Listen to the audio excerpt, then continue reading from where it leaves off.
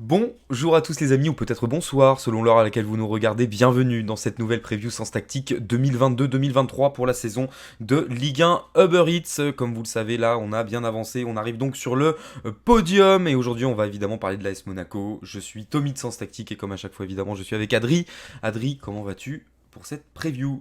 Salut Tommy, salut à toutes et à tous. Écoute, ça va très très bien. Écoute, ça y est, c'est les trois dernières équipes, le podium de la saison dernière. On verra si c'est le podium de cette nouvelle saison. Mais comme tu l'as dit, aujourd'hui, on va faire un petit tour dans le sud, du côté de la principauté de Monaco. Ouais, on est en train de rentrer dans la crème de la Ligue 1 la saison dernière.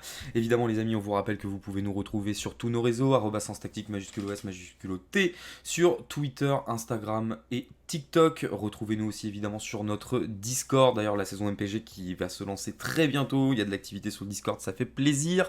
Les amis, retrouvez-nous aussi en live, hein. On sera là normalement dimanche soir pour la J3. Du coup, Adri, on va pouvoir se lancer dans cette énième preview Ligue 1 de la saison. On va parler de l'AS Monaco. Comme d'habitude, vous connaissez le concept. On va d'abord commencer par la saison dernière avec Mister Data Adri qui va nous donner toutes les informations. Ensuite, on va passer au mercato dans la deuxième partie et dans la troisième partie, notre projection pour la saison prochaine. J'ai beaucoup parlé comme à chaque fois, Adri, pour cette introduction.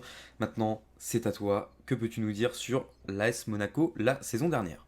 C'est mon tour et donc on commence avec la première partie et le flashback de ce qui s'est passé la saison dernière du côté de Monaco. L'ASM qui a donc terminé troisième de Ligue 1 avec la quatrième attaque et la quatrième défense à égalité avec le Stade Rennais. Une différence de but de plus 25, troisième à Louis II et quatrième à l'extérieur. Donc on le voit, hein, c'est très régulier, hein, que ce soit troisième de Ligue 1, quatrième attaque, quatrième défense, troisième à domicile, quatrième à l'extérieur. C'est très régulier de ce côté-là, ce qui n'est pas forcément le cas de la saison. On va le voir juste après. Les meilleurs buteurs du club, Wissam Ben Yedder avec 25 buts, Kevin Volland, deuxième avec 9 buts. Et Sofiane Diop, troisième avec 6 buts. Il y a un sacré écart entre Ben Ouais. Yedder et Volland.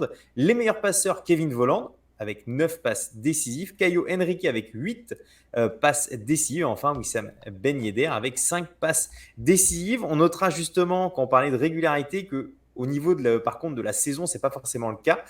Fin de la phase aller avec 29 points, septième au classement et fin de saison avec 69 points. Donc il y a eu 40 points de marqués sur la phase retour. Ça fait 2 saisons que la SM nous fait la spéciale phase aller en demi-teinte et phase retour en boulet de canon. Là, le problème, c'est qu'il y a eu un dénouement absolument cruel, on peut le dire, je pense, pour la SM. Deuxième jusqu'à là 90 plus 4 du côté de Bollard Delelis et donc qualifié pour la Ligue des Champions directement. Mais voilà, il y a eu malheureusement l'égalisation lensoise qui a envoyé du coup l'Olympique de Marseille qu'on fera demain directement en Ligue des Champions. Monaco devra donc disputer les barrages, en tout cas même tour préliminaire puis barrage.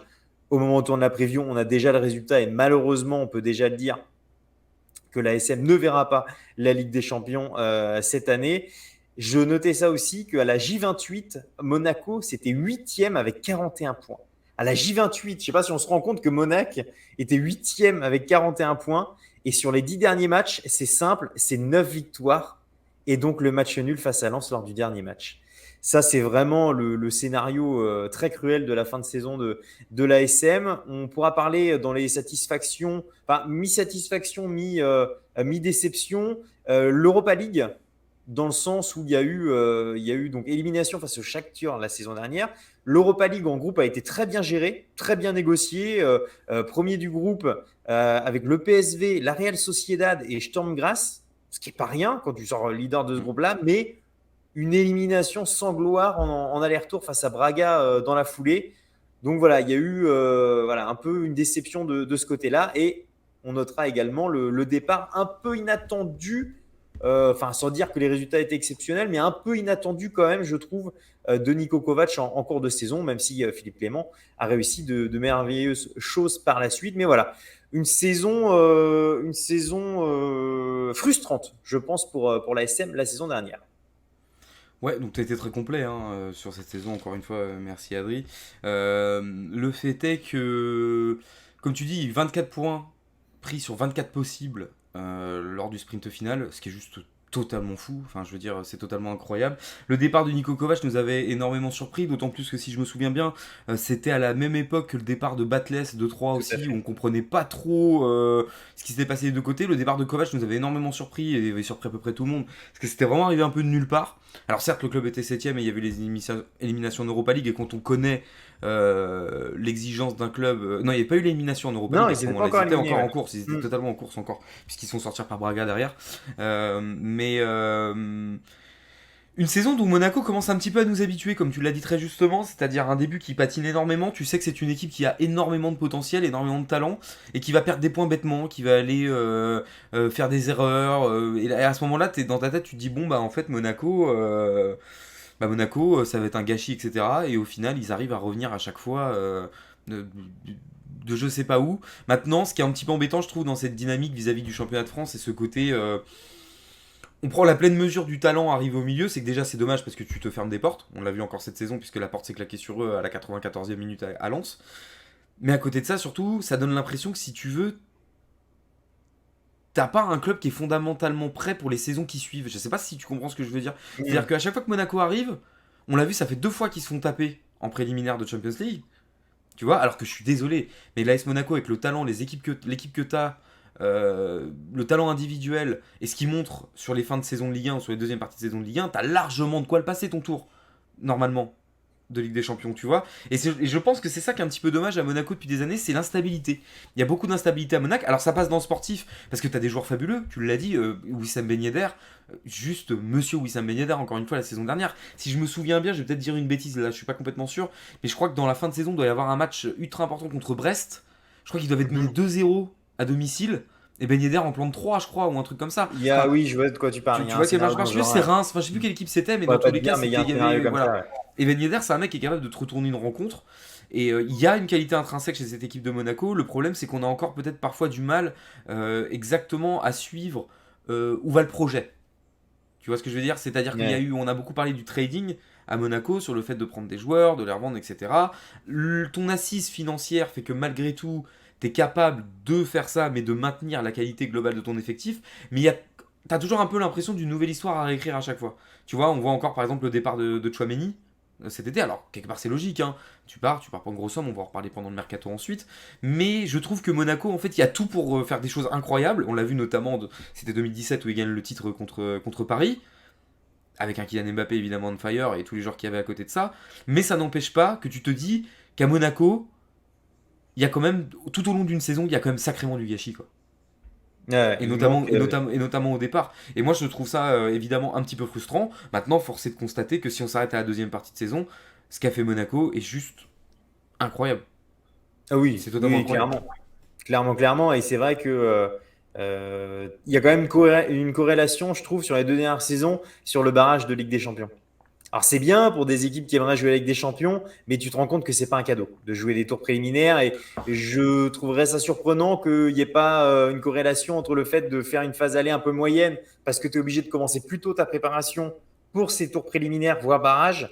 Tu vois ce que je veux dire? Et du coup, que tu fais une phase aller un peu en dents de scie, ça m'étonnerait pas qu'il y ait une corrélation par rapport à ça. Et au final, tu te rends Moi, je compte trouve que qu'à c'est 3. encore des raisons. Ouais. Les amis, on va pas partir là-dessus parce que ça dépasse le cadre de l'AS Monaco. Hein. C'est pas les premiers qui ont planté des barrages de qualification en Ligue des Champions. Mais c'est pour moi pas normal que le troisième du championnat de France ne passe pas contre une équipe hollandaise, avec tout le respect que j'ai pour le championnat Ah hollandais, oui, qui est mais très très ça. bon. Hein. Mais que tu ne passes pas de manière systémique comme ça, il y a quand même quelque chose qui va pas quelque part. Surtout que les deux fois, Shakhtar et le PSV, tu méritais plus, clairement. Bien sûr. En plus de ça, parce que voilà, on rappelle, hein, beaucoup de malchance l'année dernière aussi. Parce que si je me souviens bien, encore une fois, c'est la tête de Caio Henrique contre son camp encore. Non, Ruben Aguilar, C'était Aguilar, ouais, c'était ouais, Aguilar. qui nous refait encore une tête contre son camp. Enfin, en tout cas, malgré tout, Adri, je pense qu'on peut quand même dire qu'au final, c'est une très belle saison pour l'AS Monaco. Frustrante, moi, je pense. Je pense que si tu es supporter de Monaco, tu ressens quand même un peu frustré de cette saison, quoi. Oh, mais tu finis troisième quand même. Ouais, ouais, mais bon, comme tu finis troisième, au Oui, final, tu es en Europa League. oui, T'es oui. troisième, tu es en Europa League, tu te fais griller la deuxième place à la dernière journée, tu te fais éliminer de l'Europa League par Braga alors que tu as brillé pendant la phase de groupe. Je pense que c'est une saison un peu frustrante quand même. Enfin, tu finis pas huitième à la OL, quoi. Non, bien sûr. C'est- Mais voilà, je pense que ça peut laisser quelques regrets. Je peux comprendre, oui, ça c'est totalement que les regrets soient là, ça c'est clair. Du coup, Adri, je te propose qu'on passe à la deuxième partie. Let's go. On va passer au mercato de l'AS Monaco pour la saison 2022-2023. C'est parti. Vous avez fait plus de courses que d'habitude ou pas? J'en sais rien, j'ai pris n'importe quoi. Le mercato de l'AS Monaco. Du coup, Adri, comme d'habitude, Mister Data, tu vas nous donner toutes les informations sur l'effectif et le mercato en lui-même, et ensuite on va le commenter. Adri, les infos sur l'effectif de Monaco pour la saison 2022-2023, on est le 17 août. Ouais, exactement. La deuxième partie, c'est un petit tour d'effectifs et un petit tour des arrivées et des départs du côté de l'ASM. Petite précision, la source, c'est Transfer Market. L'autre précision, c'est qu'évidemment, au moment où on tourne cette prévue, comme l'a très bien dit Tommy, on est encore assez loin de la fin du mercato. Ça se rapproche Donc, quand même. ça commence à se rapprocher, mais bon, on sait comment c'est. Ça peut beaucoup évoluer d'ici le 31 août. Donc voilà, si vous regardez cette preview dans quelques jours, quelques semaines, c'est possible qu'il y ait eu des mouvements d'ici là. Et enfin, je m'excuse éventuellement pour quelques prononciations de joueurs qui pourraient être compliquées. Je les fais tous et Ah, j'ai pas forcément C'est pas facile. tous les joueurs. Alors, pour l'effectif, au moment où on tourne cette vidéo de l'AS Monaco, on a Noble, Didion, Liénard, Badiachil, Dizazi, Maripane, Sarr, Matsima, Marcelin, Oku, Enrique, Jacobs, Barreca, Vanderson, Aguilar, Fofana, Lucas, Camara, Matazzo, Le Maréchal, Magassa, Golovin, Akliouche, Diop, Minamino, Jebels, Martins, Diatta, Mouzaba, Voland, Ben Yedder, Mbolo et enfin Boadou du côté des arrivées. Donc on a Camara, ça vient juste d'être fait, qui arrive pour 15 millions, milieu défensif de Salzbourg. Minamino qui arrive lui, ailier gauche de Liverpool, lui aussi pour 15 millions. Mbolo, attaquant du Borussia Mönchengladbach, 12 millions 5. On a les prêts payants de Malangsar qui arrive de Chelsea, défenseur central ancien de Ligue 1. Didion qui arrive lui en prêt aussi du Cercle Bruges. Et enfin, on a les retours de prêt de Jebels, Barreca et Mouzaba. Côté départ, on a rapidement parlé. On a évidemment Aurélien Tchouaméni qui part au Real Madrid pour 80 millions d'euros. Pavlovic qui part au RB Salzbourg de l'autre côté pour 7 millions d'euros. Pellegrini, petite déception, qui part au Torino pour 5 millions d'euros. Aoulou, qui lui, c'était l'option d'achat levée par Strasbourg pour 3 millions. Fabregas, qui part libre du côté de Como, je crois que c'est en Italie, en D2 italienne, si je ne dis pas de bêtises. Les prêts de Lecomte à l'Espagnol, Barcelone, et de Majeki du côté du Cercle Bruges, et de Pelé à Fama Licao. Et enfin, on a Djibril Sidibé et Vito Mannone qui sont tous les deux sans club. Ça, j'ai trouvé ça étonnant en écrivant la preview de l'AS Monaco, étonné de voir que notamment que Sidibé a pour le moment pas retrouvé de club. Donc voilà, pas mal de mouvements, mais comme tu l'as bien déjà un petit peu avancé, Tommy, c'est un peu habituel du côté de Monaco. Alors ça permet pas toujours de bosser dans la stabilité, mais voilà, pas mal de mouvements. Évidemment, l'énorme départ de Tchouaméni, la recrue quand même Camara qui est arrivé pour compenser un petit peu ça. Devant, tu avais sans doute besoin d'un peu plus, puisque Wissam Ben Yedder peut-être un peu trop esselé. On l'a vu avec la stat des meilleurs buteurs, avec 25 buts pour Ben Yedder et 9 pour Voland en deuxième meilleur buteur. Donc, tu as Minamino qui arrive sur le côté gauche et Mbolo qui va peut-être venir justement soutenir Wissam Ben Yedder. Même si j'ai une petite interrogation sur Mbolo, qui n'est pas un grand buteur au vu de sa carrière. Moi, je voyais, là, j'avais pris la stat aussi sur Transfer Market.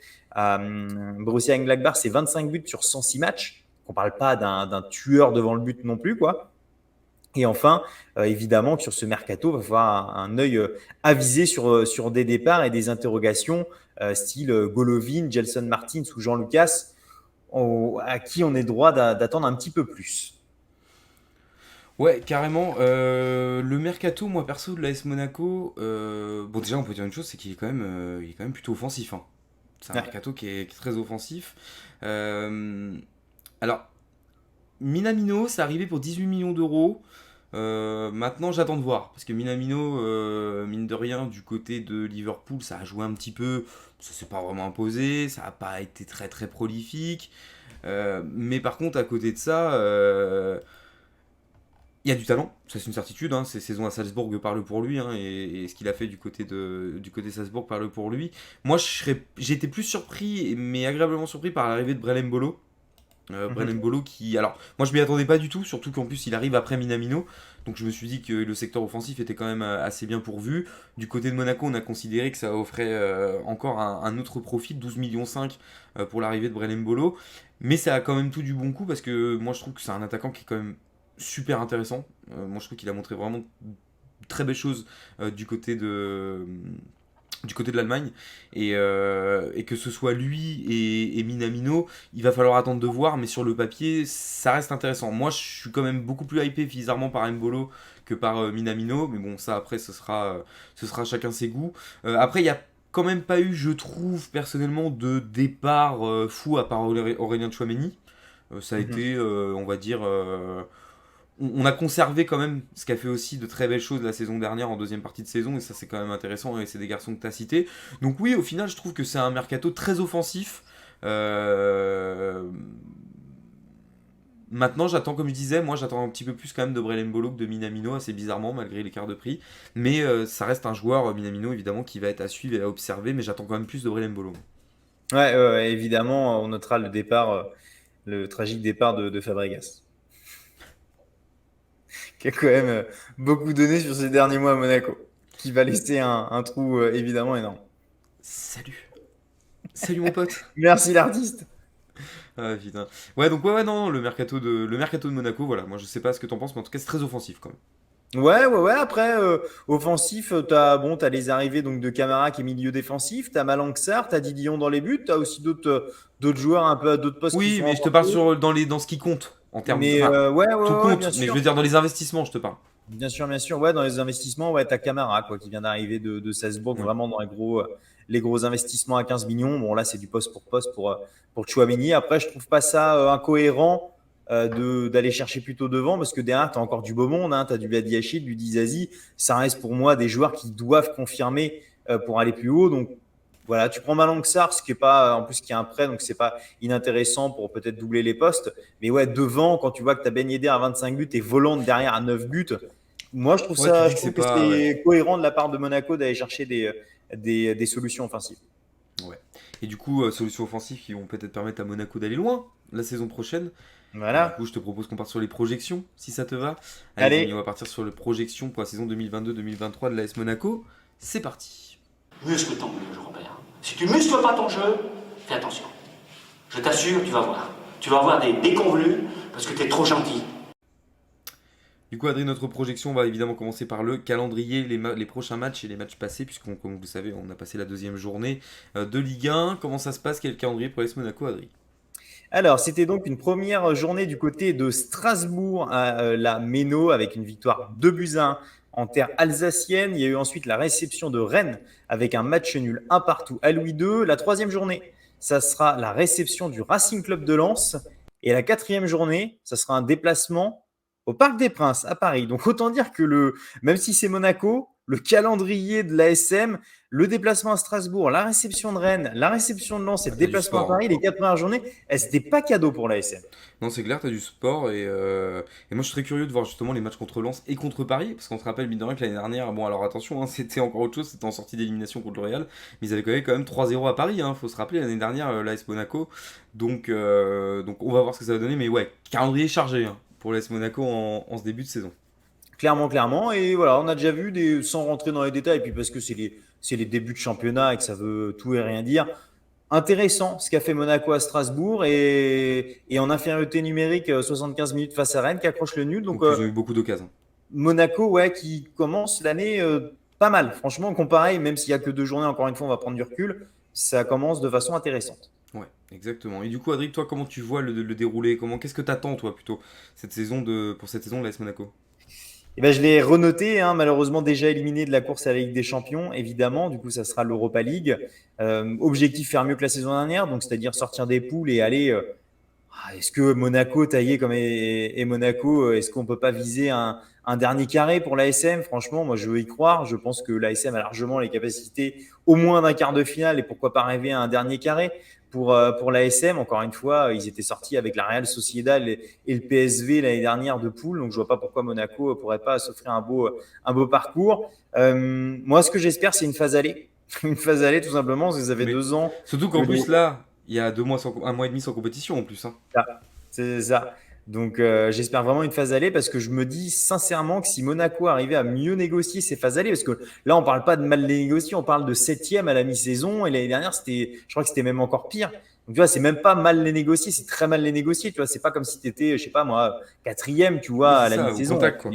Voilà, c'est ça. Là, je me dis que si Monaco arrive à faire une bonne phase aller, en vrai, Monaco, la deuxième place, ça peut clairement être pour eux. Et puis, pourquoi pas embêter Paris un petit peu plus longtemps dans la saison, sans dire que tu peux aller chercher, au moins peut-être les faire douter un petit peu. Pour moi, l'ASM fait partie des locomotives du championnat. Et quand tu fais partie des locomotives d'un championnat, tu dois te montrer plus régulier. Et là, la régularité, c'est d'aller chercher plus souvent le Paris Saint-Germain, je veux dire, en tout cas sur la distance. Donc voilà ce que je vais attendre de Monaco cette saison. Ouais, je suis assez d'accord. Moi, je te rejoins là-dessus sur le fait que pour moi, Monaco a carrément les moyens. Comme je dis tout le temps, voilà, il y a un mois et demi de pause. Je pense que ça va aussi permettre de reposer les organismes pour ceux qui ont moins d'internationaux. Alors, Monaco a quand même quelques internationaux, hein, on va pas se cacher. Bien sûr. Mais à côté de ça, ça va quand même permettre de travailler, de reposer les organismes. Et surtout, voilà, peut-être finalement c'est ce qu'il faut à Monaco, c'est-à-dire une petite pause au milieu de la phase aller pour dire ok, on se pose, on voit où on en est les gars, on prend 2 minutes, hein, peut-être prenez des cafés, tout ça, on va se poser, on va observer.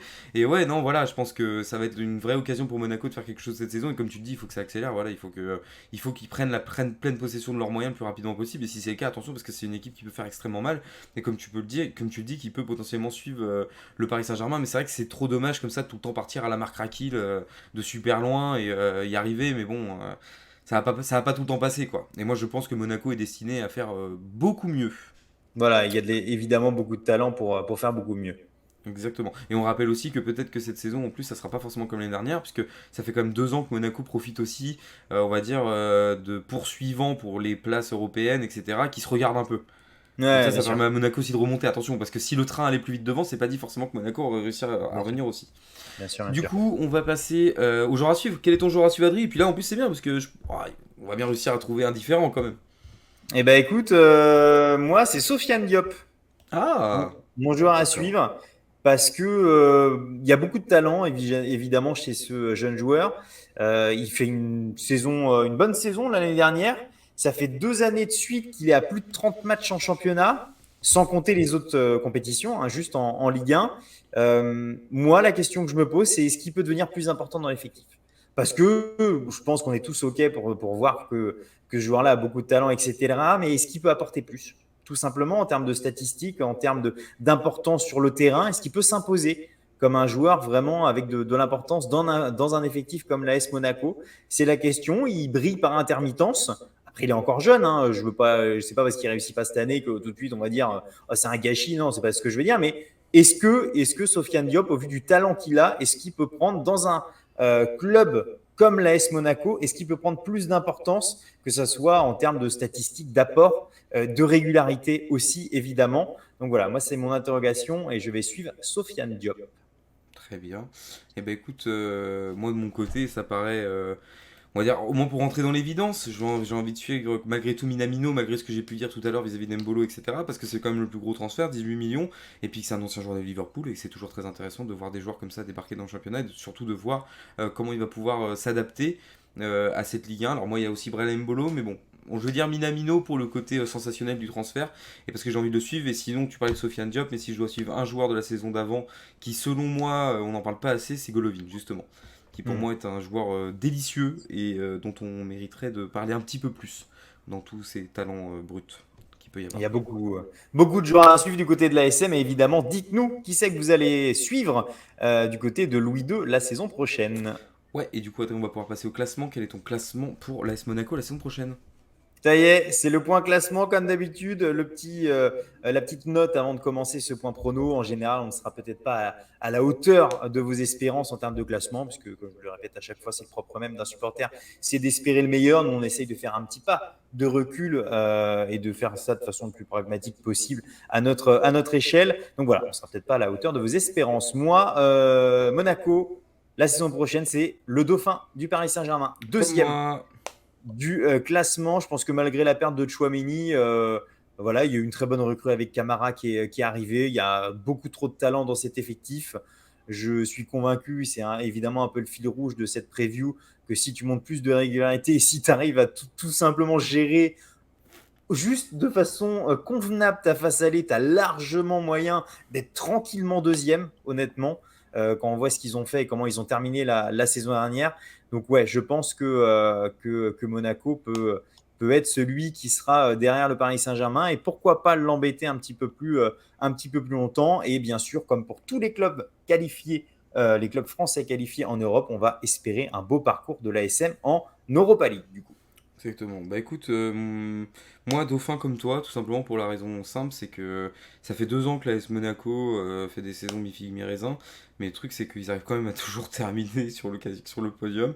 Donc le truc si tu veux, c'est que bon, au bout d'un moment, voilà, Monaco c'est comme ça, et je crois que comme tu le dis très justement, il suffit de quelques réglages, il manque pas grand-chose à l'AS Monaco pour être un dauphin récurrent, voire un dauphin quasi installé du Paris Saint-Germain. Donc moi je suis tout à fait d'accord avec ça sur le fait qu'il y a carrément moyen pour Monaco de s'installer. Voilà, et dites-nous évidemment à quelle place vous voyez l'ASM pour la saison à venir. Bien entendu. Du coup les amis, ça va être tout pour nous aujourd'hui.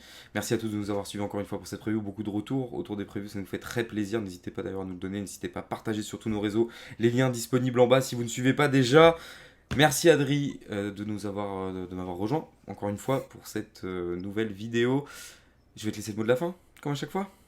Comme d'habitude, les amis, je vous souhaite à toutes et à tous une très bonne journée ou une très bonne soirée en fonction de l'heure à laquelle vous regardez cette preview. On se donne rendez-vous dès demain pour l'avant-dernière preview de cette série. Et d'ici là, vive le football.